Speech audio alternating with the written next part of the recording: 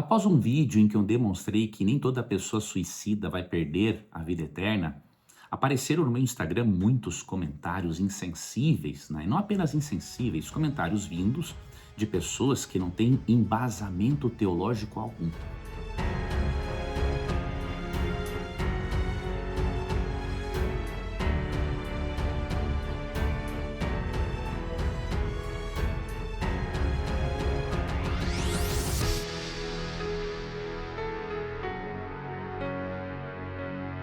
E como esses comentários com certeza contribuíram para aumentar a desesperança e até o desespero de muitas mães e pais que perderam filhos por causa do suicídio, eu quero responder esses comentários na forma de algumas razões que eu apresento, não é? Na forma de lista.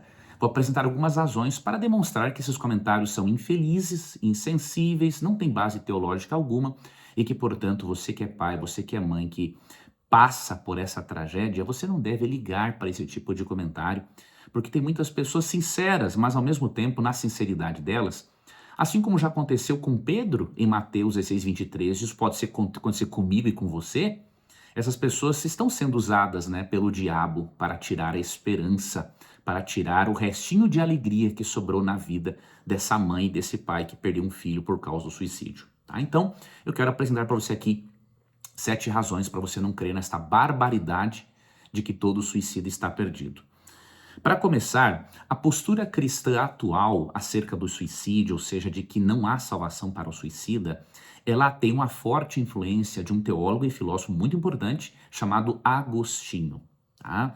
Agostinho acreditava que até mesmo as mulheres que se matavam para evitar serem estupradas pela invasão do Império Romano, até mesmo elas estavam injustificadas deste ato e que, portanto, se elas o fizessem, e que fizeram, na verdade, não é? Elas perderam a salvação para sempre. Esta teologia agostiniana foi muito forte, ele foi um teólogo importante, mas também teve os seus erros. Para você ter uma ideia, na Idade Média, uma pessoa que praticava o suicídio, ela não tinha direito algum a ter um funeral cristão. Ok? Então, para você ver como uma coisa séria, a crença é muito forte, especialmente entre os católicos apostólicos romanos. Protestantes também foram influenciados por esta crença, mas é uma crença mais especificamente forte, diríamos assim, no meio católico, ok? Bom, a questão que eu vou apresentar para você não é se o suicídio é pecado ou não, não há dúvidas de que é, né? O suicídio se constitui sim numa transgressão do 6º mandamento da lei de Deus que se encontra lá no livro de Êxodo, no capítulo 20, no Decálogo, tá? Mas a questão é, Deus pode ou não pode perdoar um suicida? Esta que é a questão que eu levantei tanto no vídeo anterior quanto vou trazer nesse vídeo agora. Então, em primeiro lugar, 7 razões para não crermos que o suicídio leva o indivíduo necessariamente à perdição eterna. Razão número 1, só existe um pecado imperdoável na Bíblia e este pecado é o pecado contra o Espírito Santo. Por exemplo, você pode ler em Mateus 12, 31 e 32, que o único pecado para o qual não há perdão é o pecado contra o Espírito Santo. E o suicídio ou qualquer outro pecado isolado não se constitui no pecado imperdoável. Se você ler o contexto, você vai ver que o pecado imperdoável é uma rejeição contínua a Jesus, ao ponto de a pessoa atribuir a obra do Espírito Santo ao próprio demônio. Então, razão número 1, o único pecado imperdoável é o pecado cometido contra o Espírito Santo, a blasfêmia contra o Espírito Santo, tá? Segunda razão, Deus perdoa criminosos. Ou seja, se Deus perdoa criminosos, por que ele não perdoaria um suicida? É óbvio que mesmo que Deus requeira assim o sangue do criminoso, por ele tirar uma vida inocente feita à imagem e semelhança de Deus, Deus pode perdoar um criminoso. Você lê, por exemplo, em 2 Reis, capítulo 33, que Deus se tornou favorável para com o rei ímpio Manassés, que sacrificou os próprios filhos às divindades pagãs. Agora você imagine a cena no juízo. Deus leva depois para o céu Manassés, que sacrificou os próprios filhos inocentes, mas aí Deus diz que não pode levar para o céu uma pessoa que, por exemplo, estava doente ou com uma séria pressão emocional, e aí Deus desconsidera toda a vida dessa pessoa com Jesus e acaba levando-a para o lago de fogo, ao contrário do rei Manassés, ou seja, uma coisa ridícula, né? Terceiro aspecto, o juízo não é feito com base em atos isolados. Se você ler Mateus 16, 27 e Apocalipse 22, 12, né? Jesus mesmo diz que quando ele voltar, ele vai dar a cada um segundo as suas obras, no plural. Isso indica que Deus leva em conta todo o contexto de uma vida e ele não leva em conta atos isolados. Quarta razão, Sansão atentou sim contra a própria vida e mesmo assim ele se encontra na galeria dos heróis da fé. Alguém chegou a alegar para mim que Sansão foi um mártir, uma coisa ridícula, né? Porque o mártir nunca matou ninguém. E Juízes 16:30 diz que Sansão matou mais gente na morte dele do que em vida. E claramente no texto, Sansão diz assim: morra eu com os filisteus. Ele sabia que ao empurrar as colunas do templo do deus Dagon, ele morreria junto. Então Sansão tanto praticou vingança, justiça e atentou contra a própria vida para poder praticar essa ação de justiça. Então ignorar isso, a pessoa não pode ter honestidade intelectual ou a pessoa tem sérios problemas com leitura. É um analfabeto funcional, infelizmente. Razão número 5.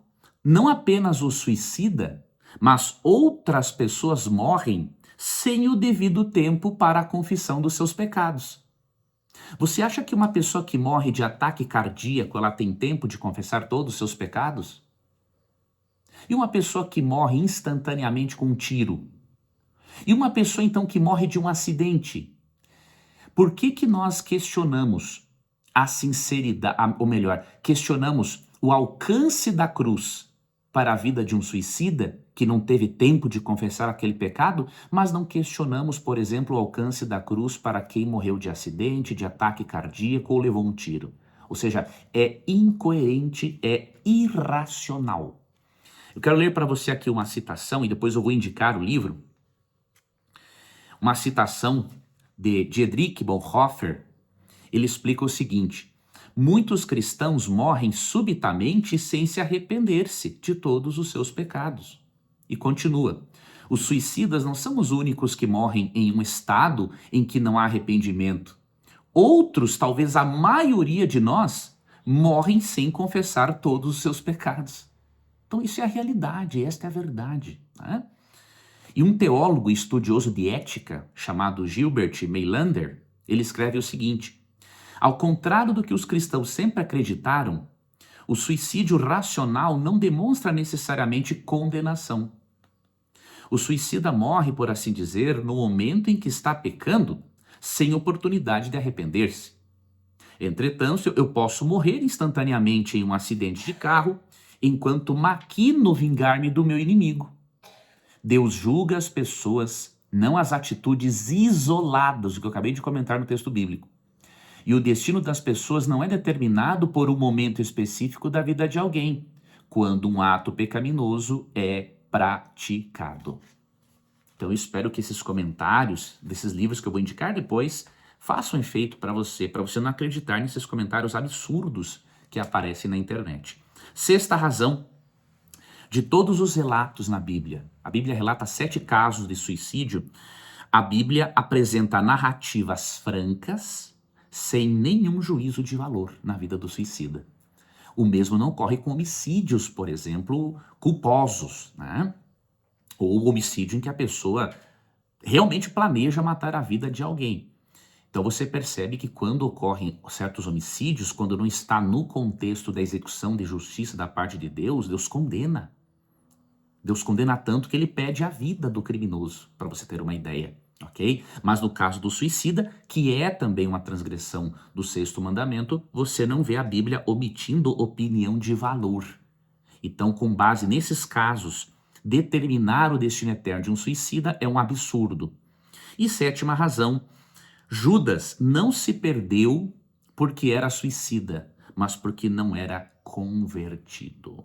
Isso você deve ter em mente.